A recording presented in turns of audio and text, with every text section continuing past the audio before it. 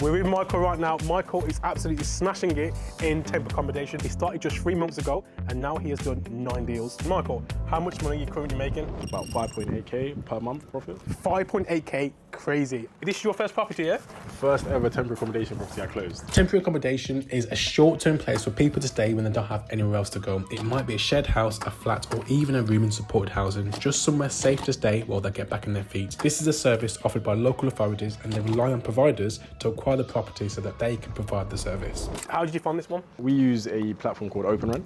Okay. So OpenRent is where we reach out directly to all our landlords. Amazing. And it just cuts the middleman, the estate agent basically. Yeah. When you meet the landlord directly on OpenRent, you can pitch them straight as opposed to pitching through someone and they can mess up the pitch and give it to the landlord.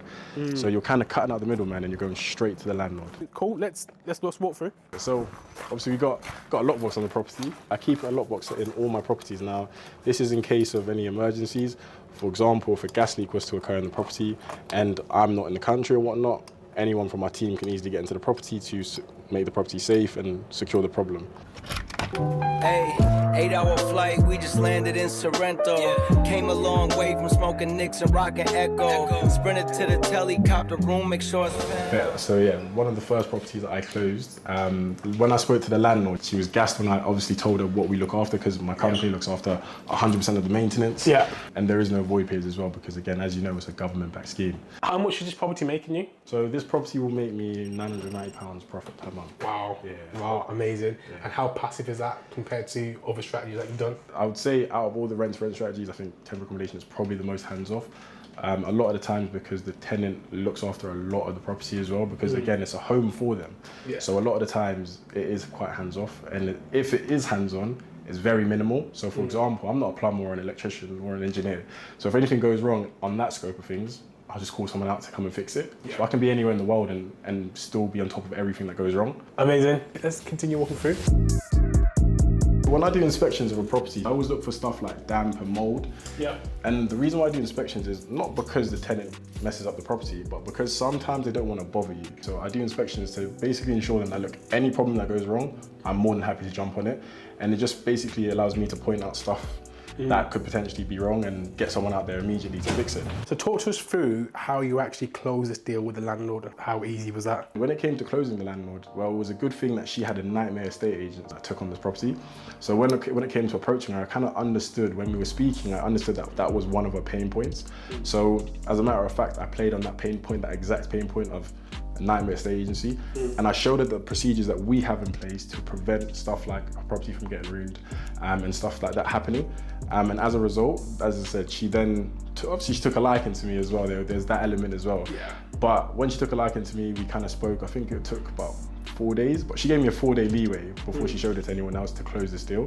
And she was just totally happy with the service we were offering and how I conducted myself. And she was like, yeah, Michael, you've been amazing. So that's what it's all about. It's about building rapport, isn't it? If you can build rapport effectively, then it's going to be a game changer. The results are inevitable and people work with you because of you.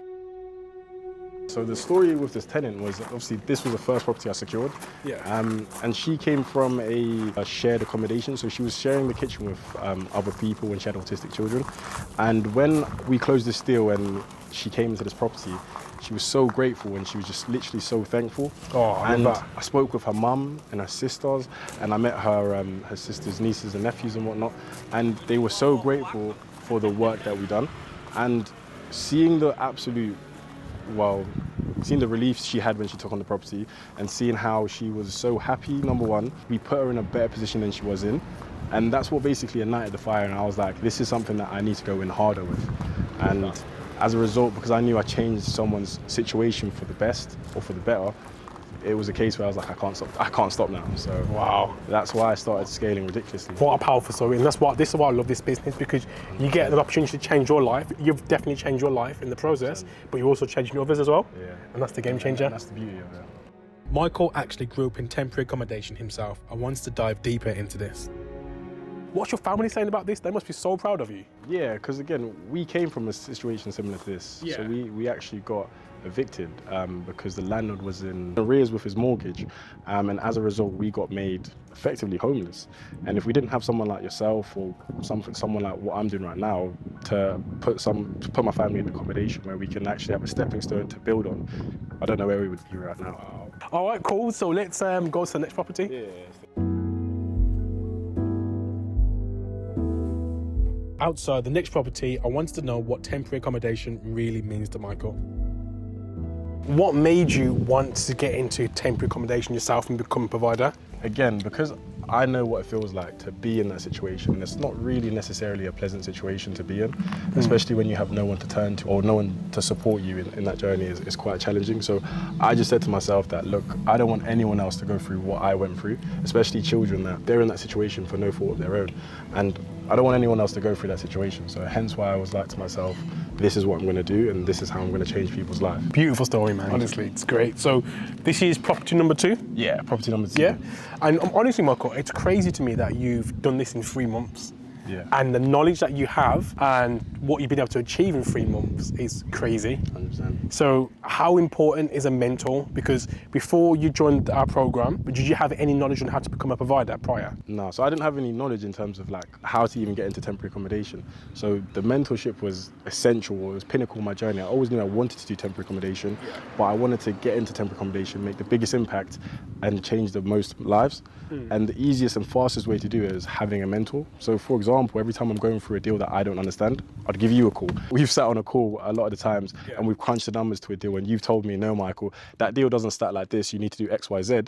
And then as a result, I've been able to close that deal. And now I know for next time when a deal like that presents itself, I know that this is how I need to close it. And you just learn off that process and you're able to scale a lot quicker because you've essentially stopped me from making costly mistakes.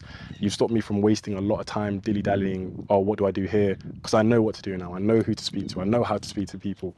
And I know what exactly to say when approaching the local authorities and landlords as well. I can't stand here and say I've lost any money doing temporary accommodation in the 9 deals I've taken on because every deal that I wasn't sure of, I ran it by you and you have over 100 units. So you would know what a deal needs to look like and that's the beauty of it. Silk lining, delicate paper, tangerine rind. So deal number 2, so talk to us, how did you acquire this property? This was actually a no money down deal.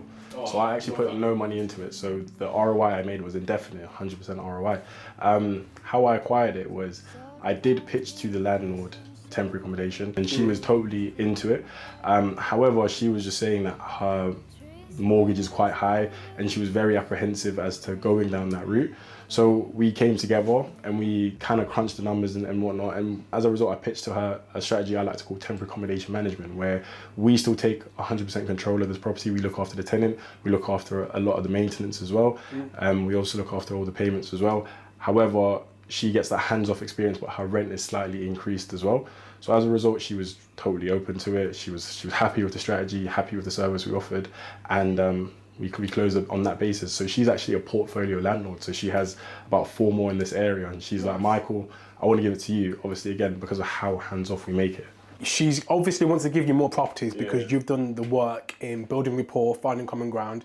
So how did you build that rapport with the landlord? Because that's something that's really important. Yeah, our viewing takes like probably 5 minutes. I'm probably speaking to the landlord for the best part of an hour and we're just talking about everything else but the deal. Yes. And we're building that rapport. So like, for example, we would talk about anything. If she's into golf, tennis, we'll be talking about tennis and we'll go into everything else. Because I've realized that people buy into people, and if someone likes you, what they're willing to do for you is a lot more than someone that you're just pitching to. Because I know for a fact there's hundreds of estate agencies that have approached her pitching the same strategy, but it's about who she remembers. My pitch is probably no different to anyone else's, but it's about, does he or she like me? Do they want to work with me? And as a result, a lot of the times when you build that rapport, it's easy. Oh, amazing. This is what makes you from an average business owner to a high-performing business owner, because you're able to go out there and build rapport. Same with me, when I'm speaking to a landlord, we'll speak for ages, nothing about the deal, nothing about the figures or anything. It's about, like, I want to get to know them as a person. I want them to get to know me. But if I can get them talking about themselves and we can build that common ground, of course, like, it's inevitable. And when it comes to the point where the figures with a lot of landlords is not even the biggest. It's not even the biggest factor. It's about who can they trust. This asset, especially in London right now, is a lot of money. They're gonna trust you with their asset, their hard-earned money, that they've used, last thing they want to do is give it to someone who's paying them more money, but potentially could trash the property. They want to know that, you know, if there's an issue, can they get hold of you? Can they get hold of your team? Are you someone that's willing to actually work in the hard times as well as the good times? And if you can get that across effectively, then yeah, it's a game changer. And that's exactly what you've done. How much does this property make you? So this property will absolutely passively, with no money down, make me £450 net profit. Nice, nice, amazing. When I say hands off, I don't have to do much in terms of the maintenance of the property. A lot of the time the tenants look after the property, and if anything goes wrong, they would contact me and I would get someone out there. So a lot of the times I'm probably making 2 phone calls, spending 5 minutes a month on a property like this. Wow. And then even when it comes to inspections, you can hire inventory companies that do your inspections for you and produce a full-blown detailed report that I provide to all my landlords, and I don't have to come out to the property. So I could be anywhere in the world and running the whole business. So show us around the property. So this is a 2-bed property. This is bedroom number 1. And then this is bedroom number 2 as well. One of the things I love about this strategy is the fact that you get to help kids. 100%. As well, because when kids are involved, like this family could have been homeless. 100%. In fact, they would have been homeless if the temporary accommodation providers like yourself wasn't available. Yeah. And that's this, the game this changer. particular family was actually, they were in a hotel. And they said that the work we've done has obviously changed their life for the better. Now they're in a 2-bed self-contained unit. Wow. So it is really good. And living in a hotel as a family, that can't be nice at all. How long was there in the hotel for? One of the families we've housed have been in a hotel for 18 months. Wow. Again, 1 room, you can't cook anything, so you're constantly getting takeouts.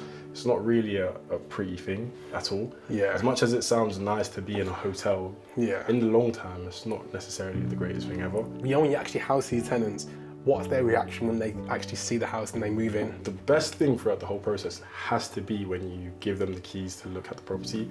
So one of the properties we have is a 4-bedroom property, and a family of 6 was moving in and the kids were absolutely buzzing. I couldn't even open the door before they ran in.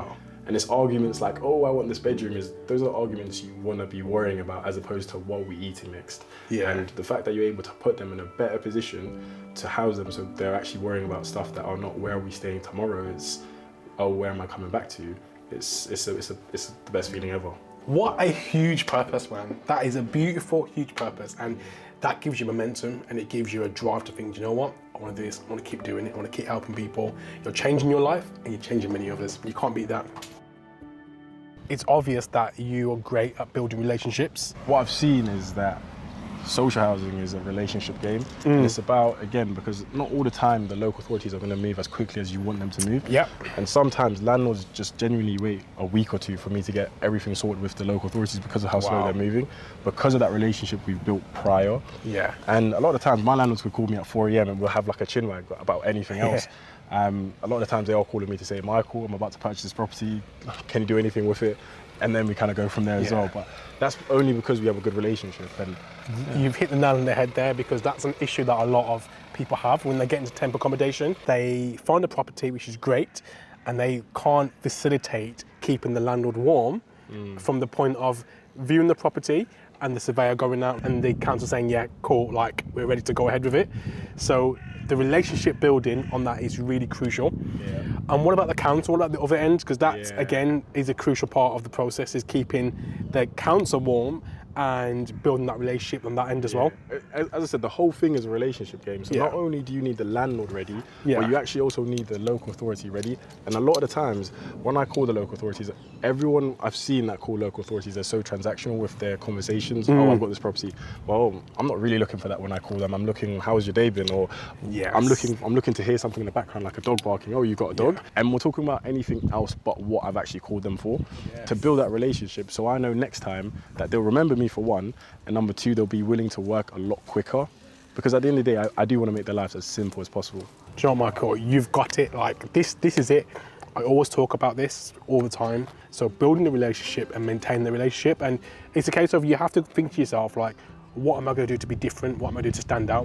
What am I going to do to be disruptive and innovative in the marketplace? And that's what it is. That is your USP, is by being yourself and having a genuine care and interest in people. And what you'll find as well is that people will bend over backwards for you. 100%. Yeah. Like people in the council will say, look, oh, I've got this, or they'll recommend you to their colleagues and they'll bend over backwards to get you in sooner because they know, I like Michael. Michael's a great guy. He gives us good properties. He doesn't mess us about. He turns up on time. He does the work great. He looks after the tenants. And if you do the job and you built rapport, that's the magic formula to success. And just making it simple for them as well. Yeah. So let's go to property number 3. Yeah, property number 3. Yeah.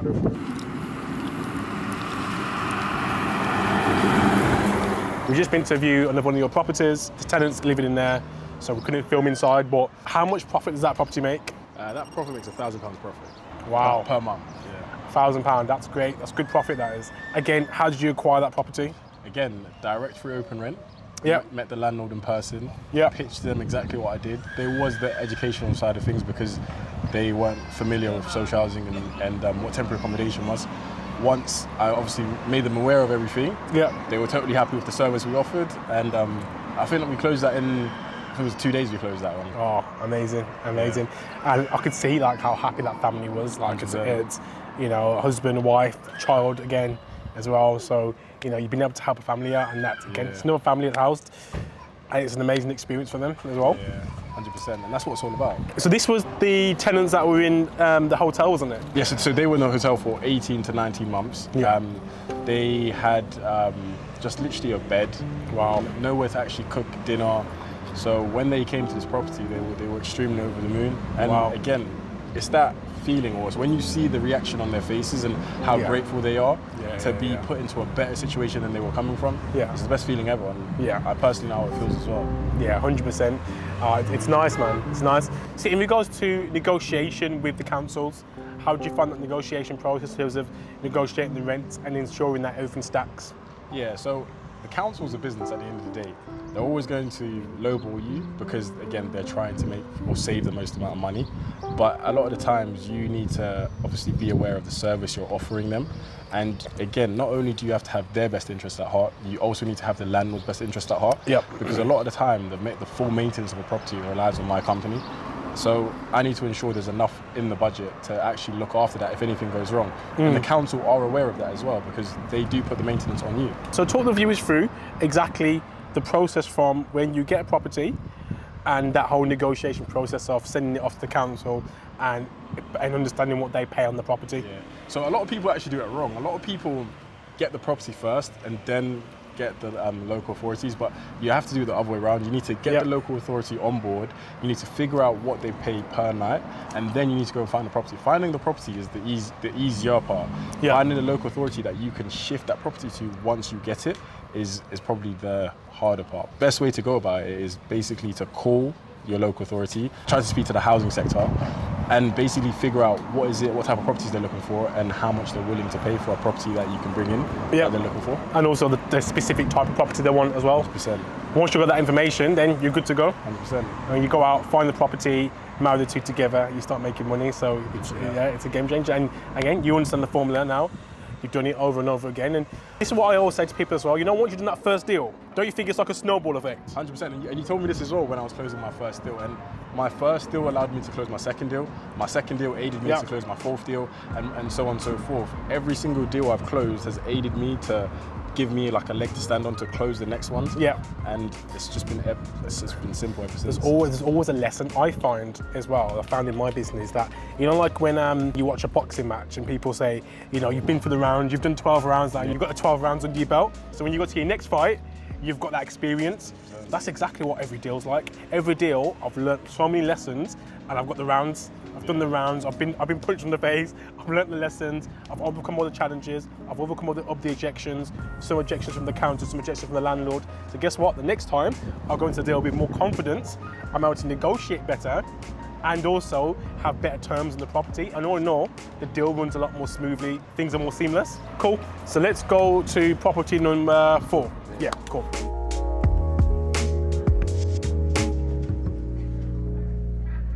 So talk us through this deal then. So this was a no money down deal. Again, nice. Yeah, and it will passively make me £500 profit a month. So no money down, talk to me about no money down. Does that mean no deposits? no deposit, no upfront rent. Yep. And a lot of the maintenance is divided between myself and the landlord. Love that. So on all your properties, you haven't paid any deposits. I couldn't imagine paying a deposit. That is a game changer. Yeah. I'm the same as well. I think of all my properties, probably like 3 properties I paid a deposit. What are you saying to the landlord to get in that position? I think first is about understanding why you pay a deposit. And the reason why you pay a deposit is because if you default on rent or if you mess up the property. So in understanding that, you need to work backwards. So how do we mitigate or make the landlord feel as comfortable as possible that we're not going to do stuff like that? So again, showing your financial position is one way to get rid of a deposit. Showing the landlord the processes you have in place to ensure that property is up to standard, i.e. every quarter we do an inspection on each property we take on. And then that basically puts the landlord at ease so they can come with me for a physical inspection, or we produce an inventory report that they sign off on, basically saying that they're happy with the property. And I don't just tell them this is what I do, I show them. Yeah. And proof is everything when it comes to someone you're meeting for the first time and you're trying to pitch them an idea or a strategy that they're not familiar with. Yeah, I love that. A lot of landlords haven't let in this way before. So a lot of landlords, they'll treat you as a normal tenant. Yeah. So they're so used to being drilled to get a deposit. It's like, oh, I need to get a deposit from you, but actually we're maintaining your property, we're guaranteeing the rent. A normal tenant's not going to guarantee the rent. Yeah. And also as well, something that I always say to landlords is that it's not our prime principal residence. We're not living here personally. Yeah. So what that means is that the Tenant Act doesn't apply to us. We don't have the same tenant rights as well. So it's actually much easier to get a company out as opposed to a tenant. Yeah. So that in itself is a reason not to have to pay a deposit.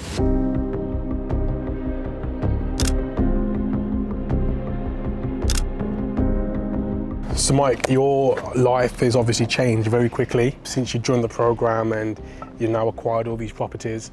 How's your life changed personally since this process started? Yeah, I mean, you're more content, aren't you? You're helping other people get into a better position. Yeah. And I feel like that's probably the best feeling. And like in my personal life, obviously, it reflects it as well. So yeah, obviously family are quite happy as well. So that's the best thing about it as well. Yeah, amazing. Love that. If you stay on the same path in terms of, you know, the work that you're putting in, the relationships that you're building, if you continue with that, in 1 year, it's going to be crazy what you achieve. Yeah. So just warming up. It's exciting, man. Very exciting.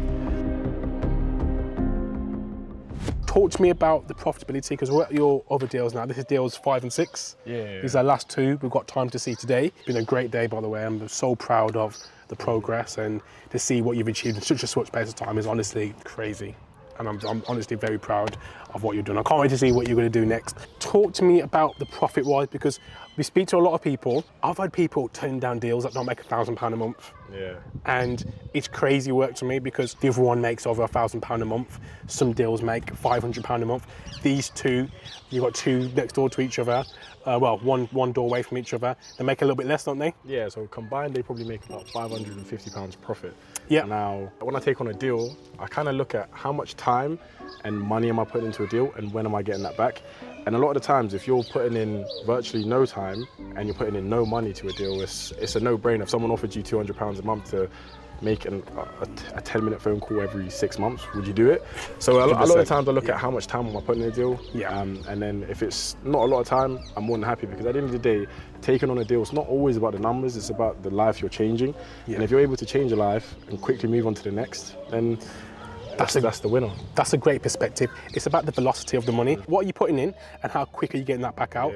What we always teach, again, is, you know, it's about the return on investment.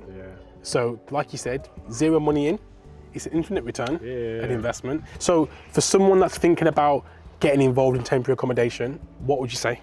I would say you would 110%. If you don't want to waste your time and money, 100% need to get a mentor that shows you from step A to Z, as long as you are willing as well. So you can't just find a mentor that shows you step A to Z. You have to be willing. There has to be an element of you wanting to get or wanting to achieve it. But as long as you find a mentor that can help you from A to Z and you're willing to, that's your next immediate step to get into temporary accommodation. Sky's the limit. Yeah, sky's the limit. Sky's the limit. Cool, let's have a look at these properties then. Take a look. So you closed that one first, yeah? Yeah, closed this one first, and then a week later we closed this one here. And how we actually done that was, this property was actually being refurbished. So there was a bunch of builders in the property. Yeah. So as I was checking in the tenants to this property over here, the landlord of this property approached my tenants and was like, oh, come check out the property here. Oh, because he amazing. wanted to actually approach them and obviously wanted to rent it to them. Obviously, they were checking into there. So when I finished checking them in and they were all happy with the property, Yeah. I just approached this landlord here and I knocked on the door and I said, look, I've just taken on the property 2 doors down. I would love to have a conversation with you to see how I can be of assistance to you. Wow, love and that. yeah, as a result, we literally hopped up. We met 2 hours later.